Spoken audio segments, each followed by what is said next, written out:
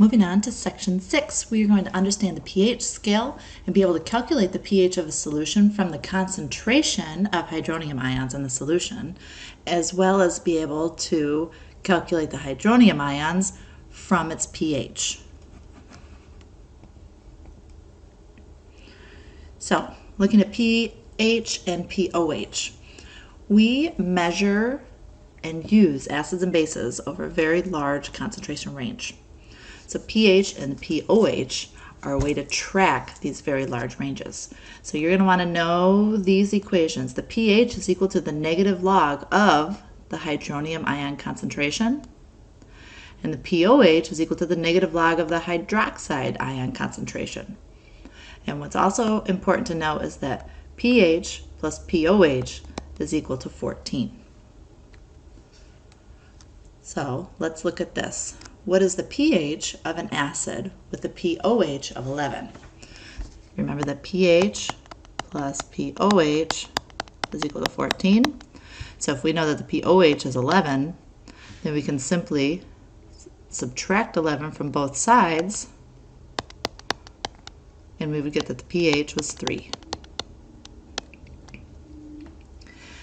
Now, if we know that we have a base with a pH of 8, the pOH,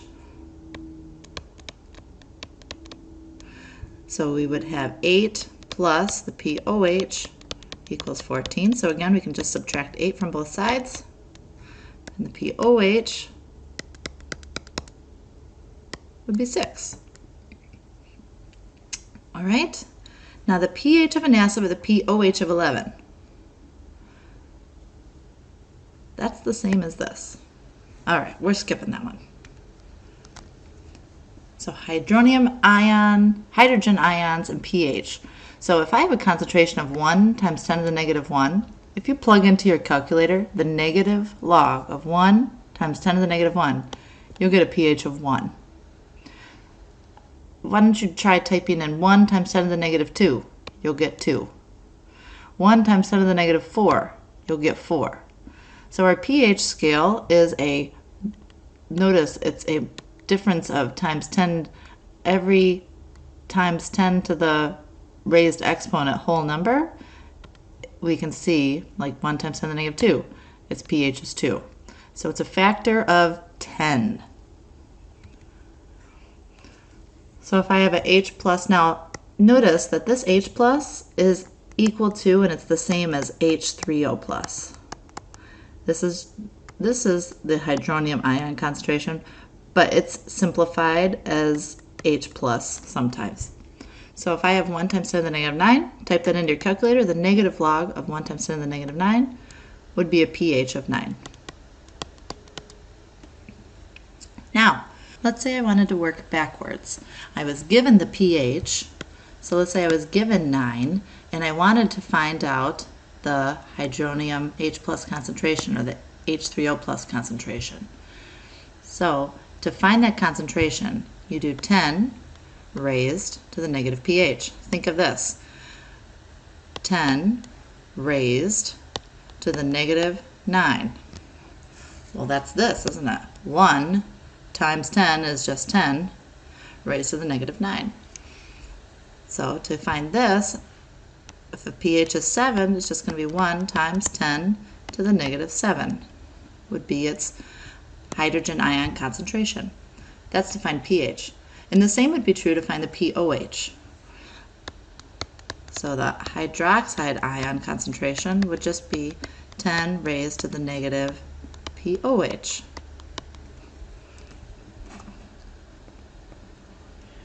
So the pH scale ranges from 0 to 14. And the pH, notice this H, shows the acidity or the concentration of the H ions. Again, the pOH shows the concentration of the OH ions. So the pH scale, again, we're looking at the H plus ions. And we can see that vinegar is pretty acidic at 2.8. Soda, just a little bit more than vinegar. Our blood is slightly basic at 7.4, and look how basic oven cleaner is, pH of 11.7. Okay, so this should be a review looking at neutralization. If I have an acid plus a base, we know that it's going to be a double replacement reaction. I'm going to get HOH, or water, and NaCl, my salt. Okay, it's also called a metathesis reaction. And the driving force, we know, is the formation of water, or our weak electrolyte. We also know that our net ionic equation, since we're forming water, that our net ionic equation is going to be H plus OH to yield H2O.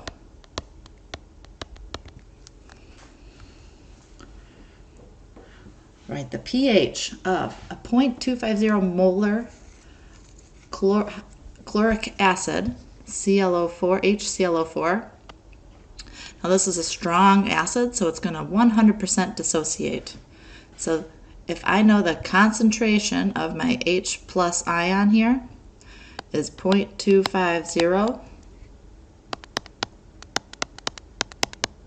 we know that concentration is capital M, which is moles per liter. To find the pH, I just need to do the negative log of 0.250, and we should get 0.602. Type that into your calculator and double check that you get that answer. Now this is a very acidic solution if you consider our range is from 0 to 14, and this is less than 1. This is a very strong acid. Moving on to our next section, we're going to use stoichiometry for reactions that occur in solutions. Right, so up until now we've looked at solutions from a qualitative aspect. We know that reactants turn into products, and then when we introduced molarity, we can do quantitative calculations. So we can actually look at how many moles there are per liter. If I know the volume, I can get to moles, and then I can go mole to mole, and then moles to grams. If I know the grams, how much solute I have, grams to moles, moles to moles, moles to volume. So I can do the stoichiometry. Okay, let's look at this one. How many grams of calcium carbonate can be consumed by 35.5 milliliters of 0.125 molar of sulfuric acid? Okay, so we know that acids react with carbonates to produce CO2. We're going to write this equation down. We've got H2SO4, oh, it's already written here, plus calcium carbonate. And you would be told this is not quite a double replacement reaction. You would be told that this reaction produces water, carbon dioxide, and calcium sulfate. Notice that we have a solid precipitate here, produces carbon dioxide gas and liquid water. First thing we want to do is convert our volume, so our milliliters of our acid, into grams. First step, I want to get milliliters to liters. So I'm going to move my decimal point back 3 spots. And if you wanted to start with 0.0355 liters, that is fine.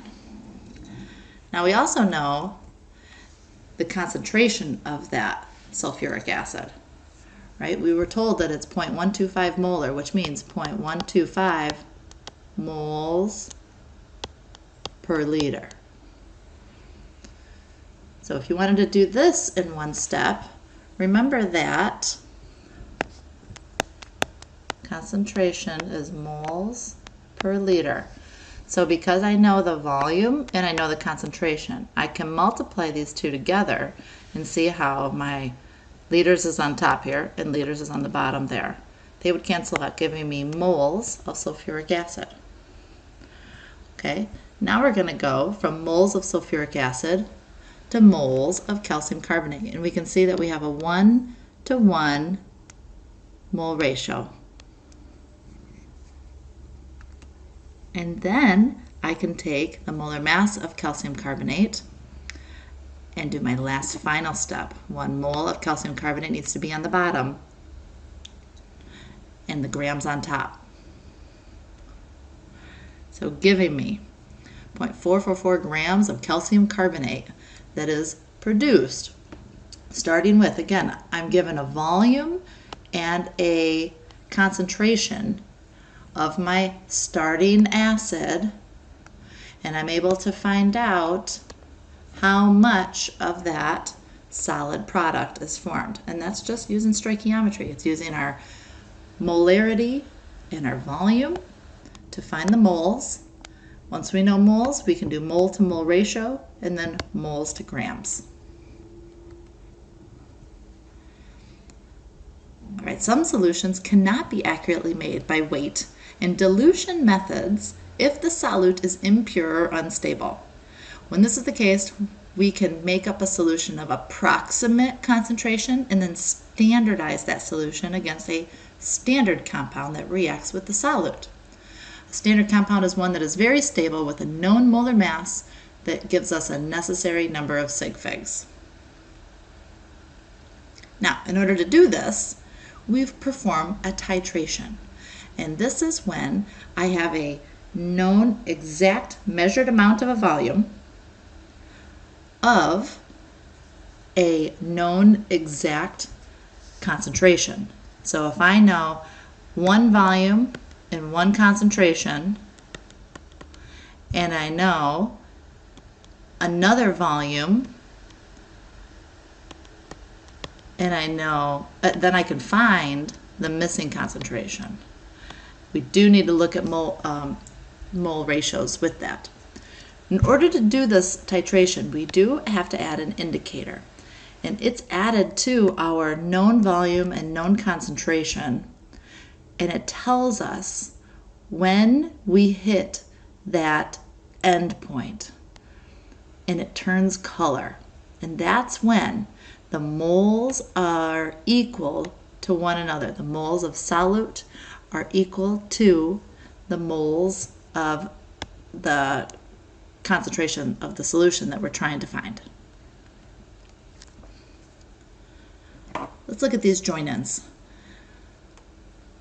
What mass of sodium carbonate is required for complete reaction of, I'm given a volume and a concentration of HNO3. Here is your equation, your chemical reaction, and it's balanced. See if you can do that. It's just like the other example problem that we did. And check your answer. See if you can do this problem. It wants to know what volume. So remember, if I know, it's asking us to find this. In order to find the volume, we need to know moles and molarity. We're given molarity and we're given grams. So you can, if you know grams, you can get to moles. If you know moles of barium hydroxide, you can compare that and find how many moles of HNO3 would be needed, and then you can do moles divided by molarity. Work that out and see if you can get this answer. Now your answer is going to be in liters. All of these are milliliters, so make sure to convert it.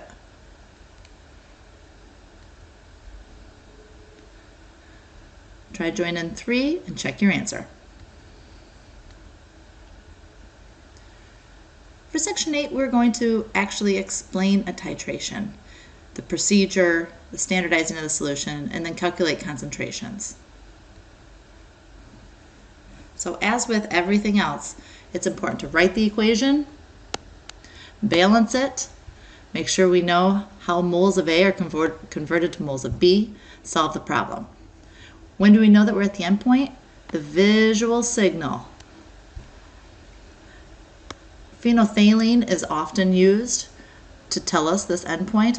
It's colorless in acid, but it turns pink in base. So when you're performing a titration, here's the setup. We have a burette. Here's our burette, this glassware, and we've got this ring stand, and we have a burette clamp that's holding onto that burette.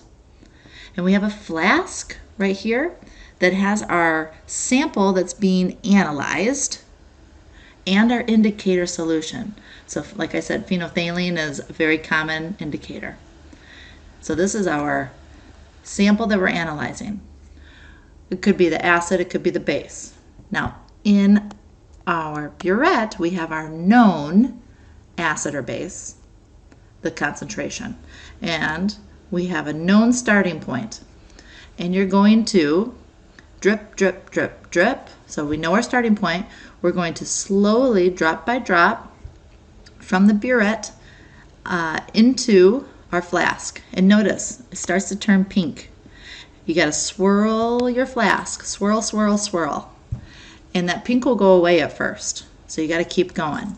As soon as it keeps that very slight pink hue, that's when you stop. So when the amount of, in this case, we had sodium hydroxide in our burette, and we're adding it to our acid, that means that the amount of NaOH from the burette equals the amount of hydronium ions supplied by the acid.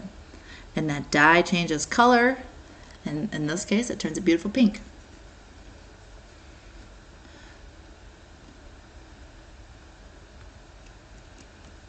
All right, just like with stoichiometry, you cannot go from grams to grams. Can't do it. You have to go grams to moles of the same species. Same if I have volume. I have to go from volume to moles of that same species. And then the only crossover point is moles to moles, and I have to have that balanced chemical equation. That's our stoichiometric factor. Let's try a sample problem here. What volume of 0.6 molar acetic acid is required to neutralize 25 milliliters of 0.175 molar of calcium hydroxide? So first we need to write our equation. I've got acetic acid, which is this, added to calcium hydroxide. We have a double replacement reaction.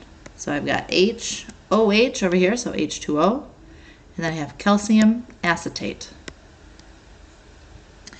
We need to balance our equation here. So on the right side, I need 2 waters. On the left side, I need 2 acetic acids. So the next thing we need to do is look and see what 2 things do we know about one substance. And we know that we have 25 milliliters of 0.175 molar calcium hydroxide. And remember, when we're thinking about concentration,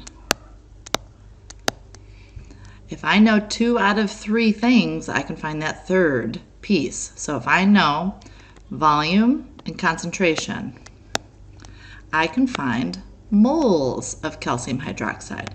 And I know that this is my magic jumping stone. If I know moles of calcium hydroxide, I can get to moles of acetic acid. Then, if I know moles of acetic acid and I'm given concentration of acetic acid, I can find the volume of that acid. So let's start from that, okay? To find moles, moles is molarity times volume in liters. So I'm given 0.175 molar. This is for calcium hydroxide. And now I need this in liters. So I'm going to move my decimal back 3 spots. 0.025 liters. Okay, and when I multiply those together, I get 0.004375 moles of calcium hydroxide. Now, let's look at our mole to mole ratio. I know that for every 1 mole of calcium hydroxide, there's 2 moles of acetic acid. So let's make sure that my 1 mole of CaOH2 on the bottom for every 2 moles of HC2H3O2. So I'm just going to multiply that by 2, and that gives me 0.00875. That's moles of acetic acid. And if I know concentration of acetic acid, moles divided by molarity will give me volume. So I'm just going to do moles divided by 0.6 m, which is moles per liter. And that gives me 0.01458. And how many significant figures? 3 sig figs, so 0.0146. And that's liters. If I wanted to keep it in milliliters like I did up above, just move your decimal point. So it'd be 14.6 milliliters. Now the next question says, what is the mass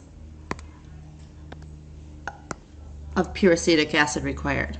Well, we found right here that we needed 0.00875 moles of acetic acid. So let's just go from moles to mass.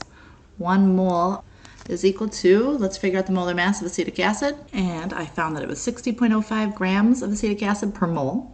So multiply those, and I got, with 3 significant figures, 0.525 grams of acetic acid would be required. There are 2 join-in questions here, so why don't you try these, take your time, and check your answers.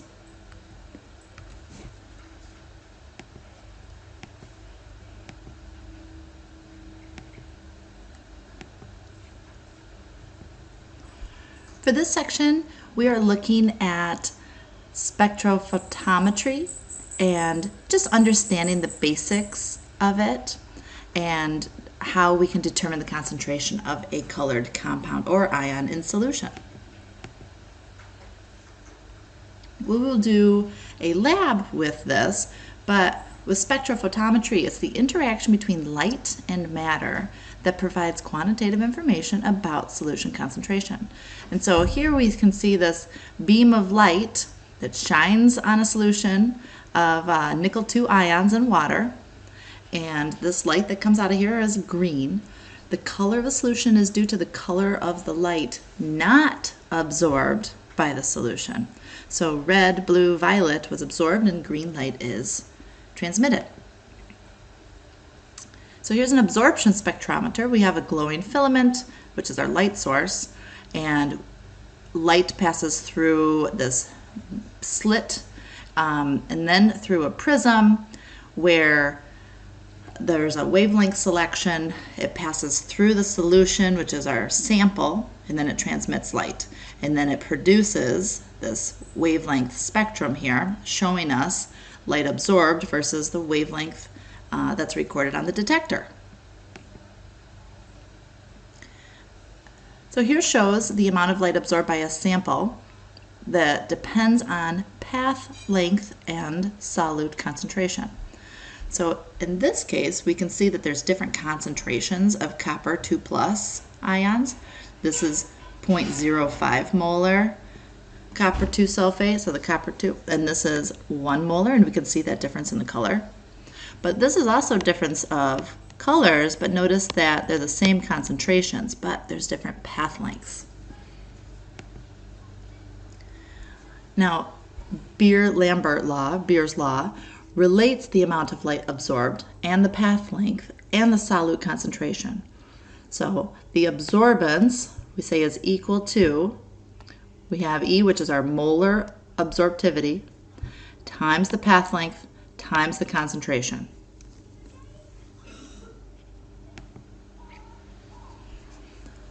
To use this law, we need to calibrate the instrument first, and then we can make a calibration plot to be used to find the unknown concentration of a solution from a measured absorbance. So then, if we have this calibration curve, we can then put an unknown concentration of that substance that maybe we had diluted. You measure the absorbance of it, and let's say the absorbance was right here on the plot. We can then find what its concentration is from that graph. And that finishes off Chapter 4.